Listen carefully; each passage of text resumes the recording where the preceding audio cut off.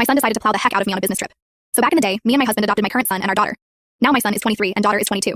Around 3 weeks ago, I had to go on a business trip, and my son wanted to tag along, so I took him along with me. And when we were coming back home, my company had booked a cruise for me and my son beforehand, so we had to take that back.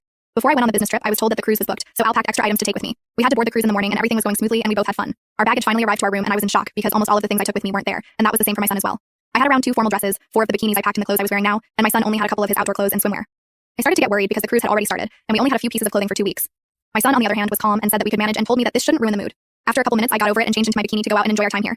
We had a fun time. We went and got lunch, spent time in the pool, got a tan, and when it was time to go to dinner, I had to switch into one of my formal wear, which was this really short and loose-fitted dress, which showed quite a bit of cleavage. And since I didn't have any underwear to wear, I was pretty worried wearing that. But nevertheless, I went on ahead. At dinner, me and my son had a couple of drinks, and we were both very tipsy and was wobbling our way back to our room. It was a very blurry memory, but I remember that after we stepped into the room and I pushed my son against the wall, and that was it. I couldn't remember anything else. The next morning, I woke up and felt something poking my thigh. I turned around and it was my son. He then started smirking.